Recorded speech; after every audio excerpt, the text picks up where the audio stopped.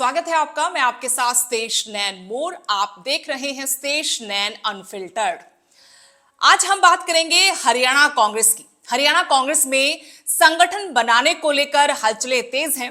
खुद राहुल गांधी चंडीगढ़ पहुंचे। करीब 3 घंटे तक कांग्रेस के 17 महत्वपूर्ण नेताओं, बड़े नेताओं के साथ बैठक की। तो उसके बाद पर्यवेक्षकों के साथ भी मंथन किया संगठन को फिर से खड़ा करने को लेकर। लेकिन बंद कमरे में जो 17 नेता हैं, हरियाणा कांग्रेस के जो बड़े नेता हैं, उनके साथ राहुल गांधी ने क्या बातचीत की, किस तरह की बातचीत उनके बीच हुई, उस पर हम आगे इस वीडियो में चर्चा करेंगे। क्योंकि सालों से कांग्रेस के कार्यकर्ता, कांग्रेस के नेता संगठन चुनाव को लेकर सिर्फ और सिर्फ इंतजार कर रहे हैं। उनका इंतजार खत्म होने का नाम नहीं ले रहा। लेकिन अब कम से कम उम्मीद जरूर जगी है कि हरियाणा कांग्रेस में जल्द ही संगठन बनेगा। अब महीना 2 महीना लग सकता है, डेडलाइन भी दी गई है।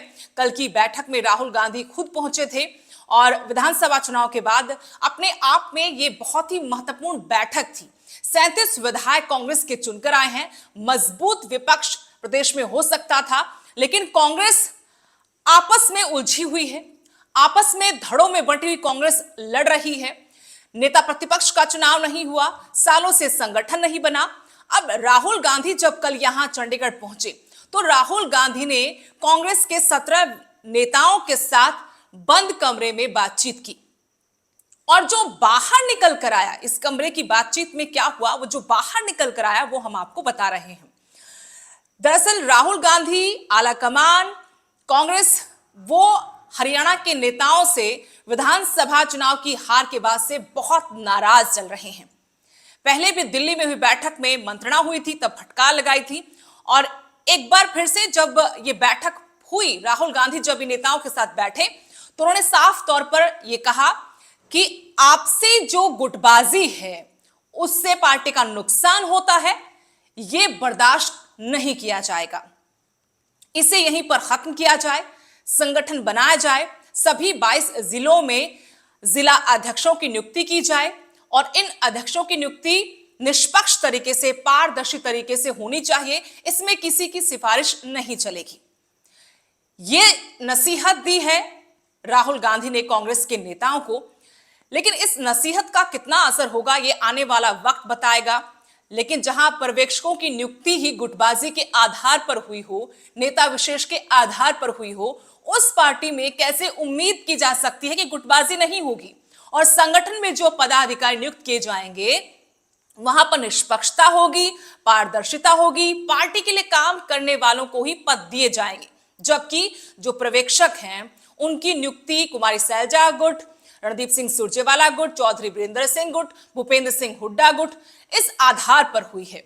तो सबसे बड़ा प्रश्न तो यहीं पर खड़ा हो जाता है, इस निष्पक्षता पर, इस नसीहत पर। दूसरा ये कि राहुल गांधी साफ तौर पर यह भी कहकर गए हैं कि पार्टी के विरुद्ध कोई बयानबाजी नहीं की जाएगी। इसके लिए बकायदा प्रभारी को फ्री हैंड देकर गए हैं, फुल पावर देकर गए हैं कि आप कड़े से कड़ा एक्शन लें, फिर वो कितने ही बड़े कद का नेता क्यों ना हो। इस महत्वपूर्ण बैठक के अंदर कुमारी सैलजा, रणदीप सिंह सुरजेवाला थे, चौधरी वीरेंद्र सिंह थे, भूपेंद्र सिंह हुड्डा, दीपेंद्र सिंह हुड्डा थे, कैप्टन अजय यादव थे, तमाम बाकी जो बड़े चेहरे हैं प्रदेश कांग्रेस के, वो इस बैठक में मौजूद थे। लेकिन सवाल फिर यहां पर यह है कि राहुल गांधी तो पूरे एक्टिव नजर आ रहे हैं, वो बदलाव चाहते हैं। हमने ये भी देखा था कि मध्य प्रदेश में भी संगठन सृजन अभियान के तहत उन्होंने जो भाषण दिया कि अब काम करने वाले घोड़े ही दौड़ेंगे, लंगड़े और बारातियों को बाहर का रास्ता दिखाया जाएगा। तो यहां पर भी वो झलक उनकी देखने को मिली। रौद्र रूप के साथ साथ राहुल गांधी ने यह भी संकेत यहां पर दिया कि उम्र की सीमा तय हो गई है। जो जिलाधिकारी, जो जिला अध्यक्ष में बनाए जाएंगे वो भी 35 से 55 उम्र के बीच के लोग ही बनाए जाएंगे। लेकिन कांग्रेस की राह इतनी आसान नहीं है।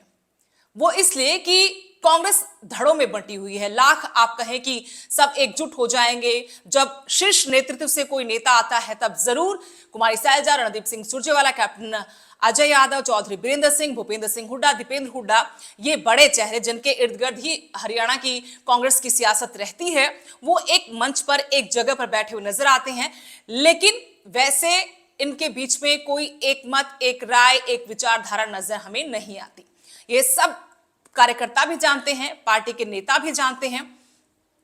तो यहां पर बहुत बड़ी चुनौती है कांग्रेस आलाकमान के सामने भी कि किस तरह से संगठन को खड़ा किया जाए। अभी तो इंतजार इस बात का भी है कि नेता प्रतिपक्ष का चुनाव कब होगा। प्रस्ताव जा चुका है, फैसला नहीं हो रहा। डिसीजन मेकिंग को लेकर खुद उनके लोग सवाल उठा रहे हैं, उनके विधायक सवाल उठा रहे हैं कि अभी तक इस पर फैसला क्यों नहीं लिया गया। फजीहत अलग से हो रही है। जो सत्ताधारी पार्टी है, जो तमाम सियासी विरोधी हैं, वो मजाक कांग्रेस का उड़ा रहे हैं। और अब संगठन बनाने को लेकर जो कवायद नजर आ रही है, उसमें राहुल गांधी जरूर एक्टिव हैं। ये नसीहतें दे रहे हैं तो गुर्रा भी रहे हैं, गुस्सा भी दिखा रहे हैं, लताड़ लगा रहे हैं, फटकार लगा रहे हैं। सबको एक साथ चलने की बात करें कि सभी एक साथ चलेंगे, फिर छोटा हो बड़ा हो, अगर किसी ने भी अनुशासन तोड़ा, पार्टी को नुकसान पहुंचा बयानबाजी से या फिर किसी भी तरह से नुकसान पहुंचाया, तो उसके खिलाफ सख्त एक्शन लिया जाएगा, किसी को भी बख्शा नहीं जाएगा। लेकिन राहुल गांधी नेता प्रतिपक्ष पर चुप्पी नहीं तोड़ पाए। यहां कार्यकर्ता में जरूर उत्साह था, लेकिन बहुत सारे विधायकों को लग रहा था कि उनको भी बुलावा आएगा, उनके साथ भी राहुल गांधी की मुलाकात होगी, बातचीत होगी, तो उनको फिर से मायूसी लगी है।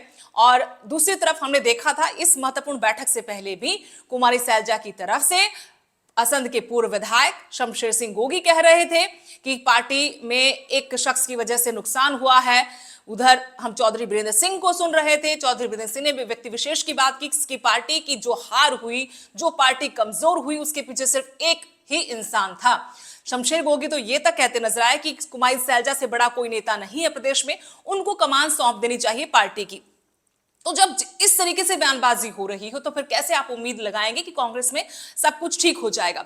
राहुल गांधी अपनी तरफ से डांट फटकार कर गए हैं, नसीहत देकर गए हैं, सलाह देकर गए हैं। उसका कितना असर होगा वो आने वाले दिनों में देखा जाएगा।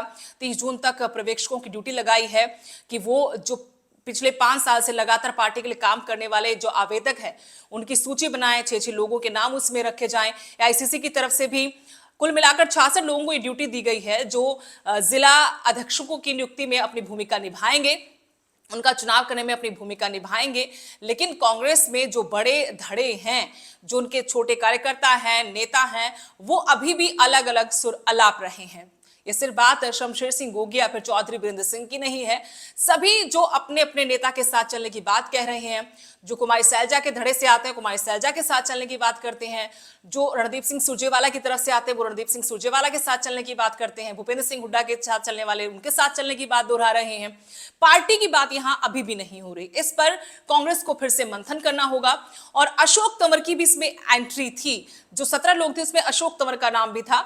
जब अशोक तंवर जैसा नेता, जो चंद घंटे पहले हवा का रुख भांपकर बीजेपी का कमल छोड़कर कांग्रेस का हाथ थाम ले राहुल गांधी के मंच पर उन्होंने पार्टी ज्वाइन की थी, तो ऐसे लोगों को जब तरजीह मिल रही है, तब भी आप कैसे उम्मीद करेंगे कि कांग्रेस में सब कुछ ठीक होने वाला है। मेजर सर्जरी जो हो रही है, उस मेजर सर्जरी में ऐसे ऐसे लोगों को क्यों नहीं दरकिनार किया जा रहा। ये भी बहुत सारे लोगों के मुंह से, हमने कार्यकर्ताओं के मुंह से बात सुनी थी कि जो मौका देखकर सिर्फ सत्ता की मलाई खाने के लिए पार्टी को मुसीबत के वक्त छोड़कर चले गए थे, और फिर जब हवा का रुख कांग्रेस की तरफ हुआ, कांग्रेस के पक्ष में हुआ, तब फिर से पार्टी में पाला बदल कर आ गए। ऐसे लोगों पर फिर से यकीन क्यों किया जा रहा है? क्यों जो कार्यकर्ता पार्टी के लिए कर्मठ कार्यकर्ता है, जो पार्टी के लिए दिन रात मेहनत करते हैं, उन पर विश्वास न जताकर ऐसे नेताओं को आगे किया जा रहा है? तो कुल मिलाकर जो तस्वीर अभी तक बनती नजर आ रही है, उससे ये लग रहा है कि अभी तो कम से कम हम इतनी उम्मीदें नहीं बांध सकते कि कांग्रेस में सब ठीक हो जाएगा। जरूर ये है कि एक कोशिश की जा रही कांग्रेस की तरफ से कि संगठन जो सालों से नहीं बना था, वो संगठन बनता हुआ भी नजर आ रहा है। उसमें कदम बढ़ाया गया है। वो कितना सफल होता है, कब तक संगठन बनता है, इसका इंतजार रहेगा। और कांग्रेस के पिछले कुछ सालों के अगर फैसलों की हम बात करते हैं, कुछ पन्ने पलटते हैं, तो उससे यही साफ होता है कि कांग्रेस कोई भी फैसला लेने में बहुत लंबा वक्त लगाती है। इससे कोई फायदा कांग्रेस का नहीं होता, उल्टा बहुत ज्यादा नुकसान कांग्रेस का होता है। बहुत सारे फैसले पहले से अटके हुए हैं। मेजर सर्जरी की बातें हो रही थी विधानसभा चुनाव के परिणाम के बाद, वो भी नहीं हुई। और अब हम लगातार देख रहे कि सीएलपी का जो फैसला होना, वो भी आलाकमान के पाले में गेंद है, वहां से कोई भी डिसीजन नहीं हो पा रहा है। नमस्कार।